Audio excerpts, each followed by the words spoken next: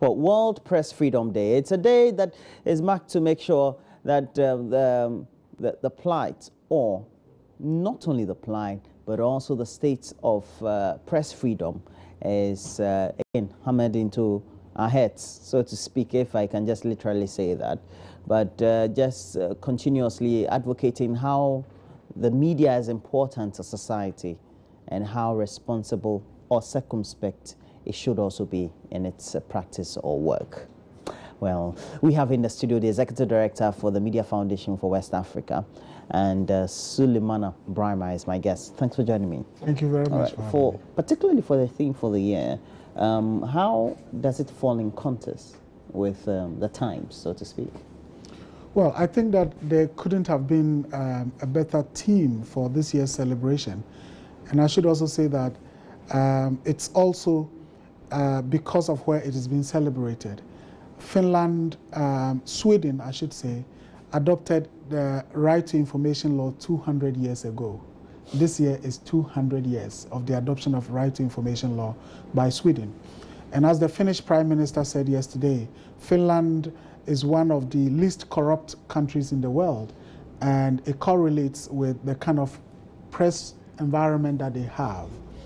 I think that looking at governance particularly in the part of the world that we find ourselves, the most fundamental thing that has to happen for us to have better governance is citizens' right to information. And so I'm not surprised that UNESCO decided to choose or to focus on right to information and say that it is your right. We are in a region where so far, if you take Africa, West African countries constitute the biggest block in terms of the countries with right to information. Sierra Leone has it, Nigeria has it, Liberia has it, Guinea has it, Burkina Faso has it, Niger has it, and Cote d'Ivoire has it. And for 13 years, as you know, the people of Ghana have been pleading with their government and with the people who say they represent them in parliament to give them the most fundamental right, which is that anytime they feel a need for information, they should have that legal right to access that kind of information. And our governments for the last 13 years, and our MPs, our parliamentarians for the last 13 years have said, we wouldn't grant you that right. And yet they would go around saying they are committed to they are committed to transparent and accountable governance, they are committed to fighting corruption, and so on and so forth. There cannot be any legitimacy for any claim that says a government is committed to fighting corruption when the same government is denying people their right to information. So I think that it is the right time to discuss these issues, and we hope that as we discuss it, press freedom will also continue to improve around the world. But somebody will say, even without the right to information law, we seem to be doing fine as a country. We are not at all. I can understand when people say, well, right to information, what else are we talking about? Because there are so many radio stations around the country, so many television stations. Now there is social media. So people are beginning to even complain about information overload. So, you know, I can tune into so many radio stations and so on. And the government will say, well, you know, there's so much press freedom, and we even have government portals that you can go there and find out what government is doing. You see, the difference is that there's always a difference between the information that the government would want to give and the information that the citizens want and need. Around the country, I don't think that people can simply go or write to a district assembly and say, I want to know what was our share of the district assembly common fund and how the assembly has used it. And you would have the assembly responding and giving you the breakdown. I don't know how easy it will be if I should ask that I want to know how much it is costing us as a nation for the president to be moving around the country doing the thank you tour. I don't know how easy it will be if at some point I decide that I want to know how much it is costing the MPP to run the 2016 campaign.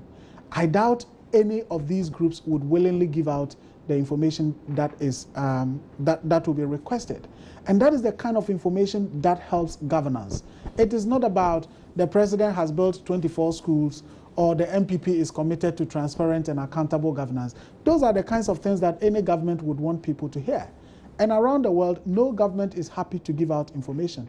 But I feel quite embarrassed, especially when you are in some of these meetings outside the country, and they talk about the countries that have passed these laws. And like the Liberian RTI law is ranked number 3 in the world. Really?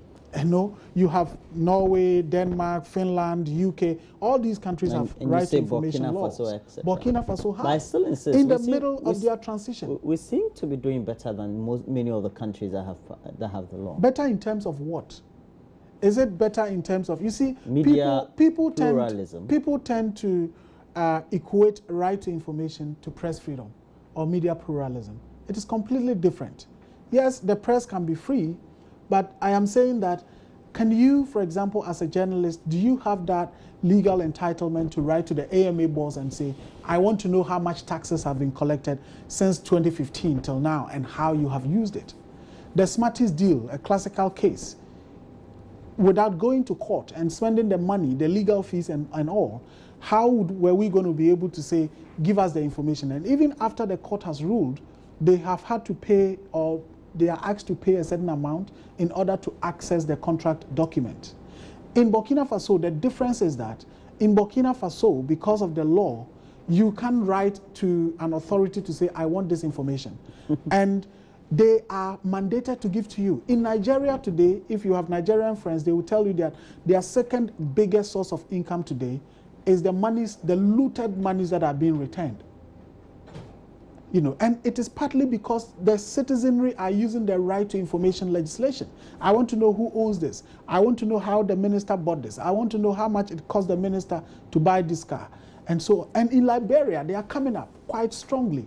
Consistently, civil society and individuals are making requests. So shouldn't the narrative for advocates of free speech, press freedom, media pluralism, etc., be that rather when we have the RTI passed, we're going to have consolidation of press freedom? No, I think that for press freedom, Ghana has always been ranked as one of the best around the world. Unfortunately, in 2015, we've dropped to be among the partly free countries. So we've lost that green spot on the African map that always indicated that when it comes to press freedom, Ghana is doing so well. The right to information law, the difference is that, as the Constitution says, the power of the people, power resides in the people.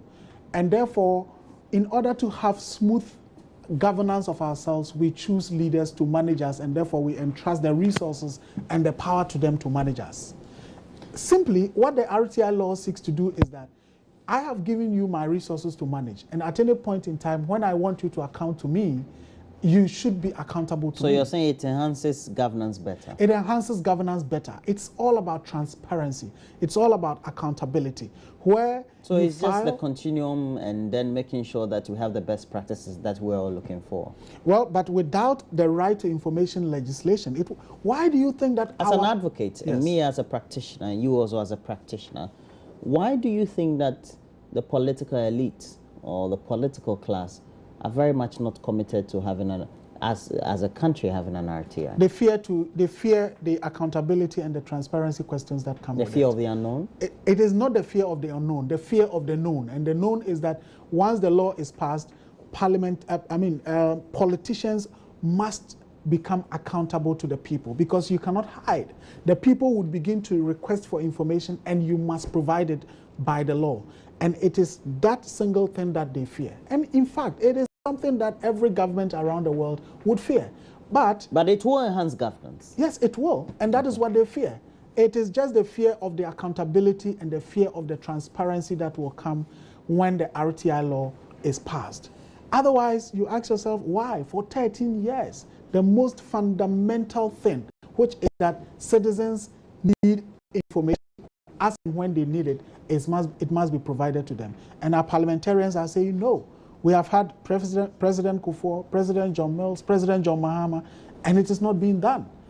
It is simply the fact I really thought President Kufuor would have, within his period, the RTI would have been passing his term. He was so much an advocate. And his political tradition, so to speak, literally. Well, I think that the fact but that... apparently the politicians are all the same, you say? Yeah, they are. They are, because I have said that the MPP candidate Nanado, I think sometime recently said that when he becomes president, he would get the law passed. And I say that he doesn't have to become president before demonstrating that he supports it. In fact, the MPP has 123 MPs, 123 members of parliament. I am sure that if they were pushing as a group to say, this we think would be good for accountability, would be good for transparency, and as a political party, that is what we stand for, at least we would have seen that commitment. And then we would have convinced ourselves that, well, it is just because they lack the numbers. And I'm saying that Nanado doesn't have to become president before we see a commitment towards a true and genuine commitment towards accountable and transparent governance. He has 123 members in parliament. Let us see that push by the MPP for us to say that it is just because they don't have the numbers, and it is because the MDC is in the majority and they are failing to do so. And the president does the same thing. He says he's committed to transparency and accountability. His party has the majority in parliament. And you don't see it. And I don't see it. The commitment is not there from the political class. Yes, and people say that, well, the president doesn't pass laws and so on. We know what President Obama and other presidents around the world have done. When they are committed to a policy, they push it and push it to the point where the media has been very much vibrant since 1992. And I would say, based on an assessment on a certain face level, I think the country has very much been receptive and very much embraced press freedom in many respects. Perhaps also we need to be doing a lot more of the advocacy than usually we're doing. Yeah, I think that the media have a lot to do. As I said, people tend to say, well, RTI is about media freedom and so on and so forth. Well, it is different, but of course, once there is a law that entitles the citizenry to access information that they need, it means that it will also enhance the kind of work that journalists can do. And I say that in these elections, the media should do more than we want to do professional coverage. And I ask myself, what is professional coverage?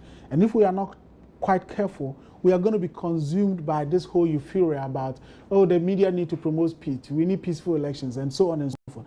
Just mere registration. See what the political parties are doing. We'll come to that around the country. But at the end of the period, as we get to this very period of the elections, we also need to perhaps do a lot more of what our past has been, in terms of what we've been able to do past elections from 1992 to date, and what we need to do perhaps a lot more, even better, the next election. I'm asking this because for many of the analysis in terms of content that you do in the media, we seem to have a very polarized landscape. No, we do. There are quite a number of factors. There are quite a number of issues. We are in a country where the license issuer, the National Communications Authority, has for some reason issued several radio licenses to active politicians who are using these platforms not for the business of journalism, but for the business of propaganda and to furthering their political And you say it's wrong. cause. Well, media freedom. If we had a way, guarantees that. yes, but if we had a way of ensuring that there's transparency in the processes for the issuance of licenses, and that is why there is this coalition for transparency of the airwaves. Yeah. So yes, you would say it is not wrong, but what are these people using their licenses for? That is what is of concern. The other bit is that people are all concerned about the lower levels of professionalism in the media. Of course, it's an issue. We keep dealing with it. We keep struggling to improve it, and I'm sure that we're going to do that. In terms of the media's role in our democracy, of course, they've played a very, very huge role. What I think we need, the next step we have to take is in the area of, say, not focusing on just elections, but what happens after the elections, which is the most important thing. We have elections in November, and then after that, for 4 years, we determine what this country become. And I think that the media must begin to focus on pushing the politicians for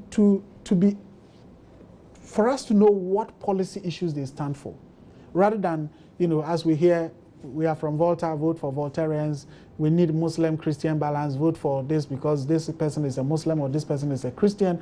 Those are, for me, the trivialities of our politics. And because sometimes our people can easily be influenced, people try to whip up these sentiments in order to get the votes. I think what the media should do now is begin to really put the politicians on the spot and to really prove them wrong where they are wrong, to really expose their propaganda, to expose all the kinds of things that they would do and say because they want votes, and to begin to say, Mr. President, you say you are committed to fighting transparency and accountability. Your government has been there for the last 8 years. The most important thing is to empower people to have the right to request for information, which then would make it possible for you to run the kind of transparent and accountable system you're talking about. Why hasn't it been done? We have MPs going around the constituencies trying to get people to register and so on and so forth. Is it because of their self-interest or because of the people they represent? If so, the people say we must be empowered to request and have information that we want at any time. Why are you not giving it to us? And we have MPs who have been there for 20 years and so on and so forth. They cannot say that they are new to the system. And I think that the media must set an agenda. So far, I think that is what is not happening. Where during an election, the media set the agenda to say, this is how we want this election to be debated. And that is absent. And that has been absent. And since 1992, I think you and I would agree that the variables have been good. Literacy levels have gone up. For example, we've had complete or enormous growth in internet as well as telephonic penetration among the population. Yes. Has the media been able to, with all these indices, carry along the people to that very level of awareness, level creation, to then say that the people really have a say in what dominates the media agenda and content, and not what rather the media is being influenced to feed the masses? Well, undoubtedly, the media have played a significant role in our democratization process, in our development process, and even in terms of holding governments accountable. Sometimes the media have done a great work. Unfortunately, we are in a country where, even as we talk about literacy levels improving, we still have quite a considerable number of people who are not literate. Even as we talk about increasing penetration of the internet, we still have a considerable number of people who don't have access to the internet. And people talk about the cost of the internet. Where you even have the access, are you able to afford? So there's also the question of affordability. Again, we have issues like over-commercialization in the media, where it's about the content that would get me listeners and viewers and so on, and not necessarily the content that would drive the development agenda. Recently, we were talking about the RTI legislation, which is crucial, but then legitimately and rightly so, we had some people say, but how do we connect this to the day-to-day bread and butter issues that the people would want to listen to, and so that we don't lose our listeners and our viewers? I think the other big question is what has been on the agenda on the international media development community, which is media literacy. How literate are our people when it comes to media consumption? Are they able to decipher what is professional, what is not professional? What can be true, what cannot be true? On social media today, are people able to tell if this content is being broadcast or produced by this website or by this channel, then there is the likelihood that it may not be true? Or do we just consume anything that is put out there on social media? As I said, I think we have a lot to do. And fortunately, we have great guys in the media, great journalists. What we have to do now is to be the agenda setters, as we are always told the media have the power to do. We must set the agenda for these elections. What do we want the politicians to focus on? Should it still be on, I'm from Volta, I'm from Northern, I'm a Muslim, I'm a Christian, or I am young, I am handsome, this one is tall, this one is short, and so on and so forth? Or should it be the question about what does Nana Akufo-Addo represent? What does he stand for? What does the MPP stand for? The NDC, what do they stand for? And what they say they stand for, have they proven it? Or is it that it is after 2017, if they get the power, that they are going to stand for that? And I think that the media should play that crucial role. That is the only way after 2017 we are going to be able to hold our politicians accountable, to get them to commit to certain things now and hold them to it. Otherwise, we'll continue to be what we are in now, where it's about access to power by politicians. And once they get the power, they use the power to manipulate the people. They use the power to amass wealth, and through the wealth, they use it to manipulate the people. As we heard from a former deputy minister, when you have money, you can always control the people. And that is what we have now. But at the end of the day, also, is the way whatever information that is channeled by the media is also consumed. Have we been channeling or perhaps making sure that we give the right type of information to the masses or to our publics in a way that we know we have specifically targeted messages that would also serve the needs, whether it's for advocacy, etc., for the various sectional areas that we have in the population. So if it's for communities that don't have amenities, we know that if it's for a population that needs a lot more education in electoral issues or civic responsibility issues, then do you get that sense? Well, I think that to a large extent, and traditionally we say the media entertains, informs, and educates. What our media have been doing quite well in the 2 out of the 3, which is the information provision, informing the people. Where is the president today? What has Akufo-Addo said? What is Bawumia saying? What are the issues? So that happening? we do very well. That I think is happening, and that is because the media must reach out to the people, and through that also be able to, survive in the business. And then of course the entertainment aspect, which is also because that is how you get people to be with you, and that is how you get your advertising, you get your commercial interests served. And so all manner of entertainment programs are being rolled out, music and so on and so forth. And then in terms of information, especially the local language radio stations. And it's also because quite a number of our people can only be reached, if you use the local medium. And that is why news is trivialized these days. You listen to, news, particularly on the local language broadcast stations, and it's about comedy, it's about what will make people laugh. I think it's because they want to serve a mass audience, and that is what they think they would do in order to get the business going. But when it comes to the education component, I think that is where the problem is, and that is what is very critical. Do our people really understand what the role of our politicians must be, our constitution? We have all manner of mining companies going around destroying our natural vegetation and so on and so forth. What does the law say? What is the responsibility of the government? What is the responsibility of the district assembly? But again, it comes back to the whole issue that when people don't have the right kind of information, and because government is refusing to empower them to have that kind of information, we will continue to be in the same situation. But I think the media have the power to educate the people, to set the agenda, and to insist that the right things must be done by the people who are leading us. And leadership is not just about those in politics or those in government. I'm sure that even civil society organizations, we all have responsibilities to play. Because sometimes I feel, even those of us in civil society, what we say is not what we do. We talk about corruption, we talk about transparency, but how transparent are we ourselves? I said recently in Abuja that at a meeting of civil society groups on transparency and accountability in governance, and then when you ask around civil society groups, where do you get your funding? They may not be willing to disclose. What was your annual turnover for 2015?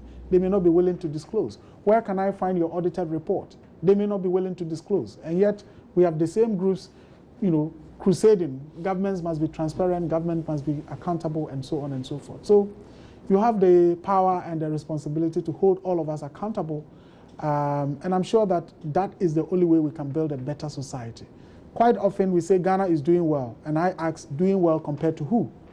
Because if you are comparing yourself to Togo or Liberia or Sierra Leone and so on and so forth, Burkina Faso, countries Guinea, that are in transition, yes, you would say you are doing well. But let's compare ourselves to the best standard. The best standards in Africa or what? The best standards in the world. Okay. We live in a world, and you still say for the best standards in the world, we still don't match up? I don't think so. I don't think we are there. Let me ask you this for the election. The way we've been covering the elections, not particularly the D-Day event, but the electioneering and the D-Day itself and thereafter. If you do an assessment of the last 2 elections, what should we be doing differently this year? I think there's a lot to be done differently. Over the last elections, it's usually been about, again, the information thing, providing the platforms for NDC, MPP to sit and debate and to argue. And as somebody said, we then serving as megaphones for the politicians to just blare out the noise for the people to hear about them, but not being at the center and dictating or determining what the issues must be.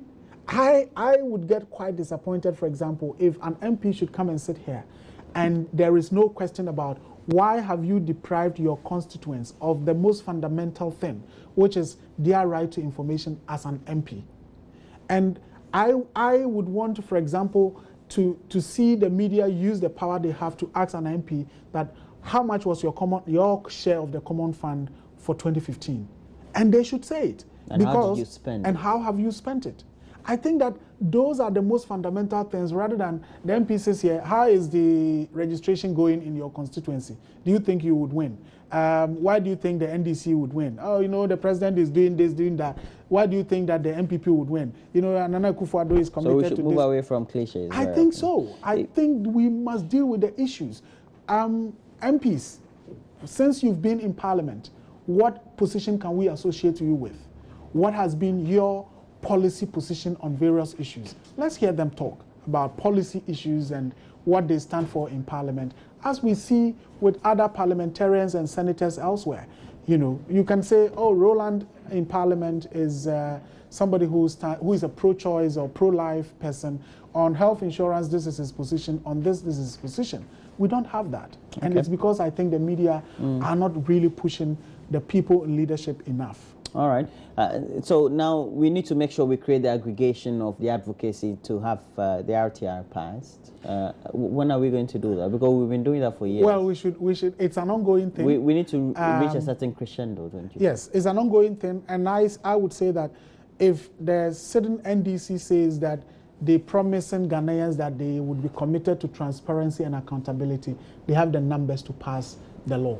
If the MPP says Nana Addo is known not to be corrupt and he would lead a government of transparency and accountability and so on, they have 123 members in Parliament. Let us see them push so that we come to the conclusion that it is just because they don't have the numbers. Otherwise, they would have done it. And therefore, if they are voted for and they become the majority, they would do it. We need something to be convinced about, these two parties. Okay. Otherwise, well, maybe we have to have other options coming in.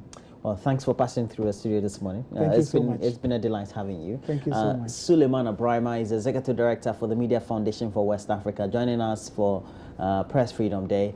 And we know that wherever you are, you also need to make sure you continue the advocacy. RTI, Right to Information law, is critical to making sure that duty bearers are a lot more accountable to us, the people, because we get to elect them. I'm speaking like an ordinary person as well, because even though we're all part of stakeholder community as to how we undertake governance in our country, we all need to make sure the right things are done for the right reasons. We have to take a break. When we come back, Gladys Oredu will be here with a lot more entertainment. Do stay on.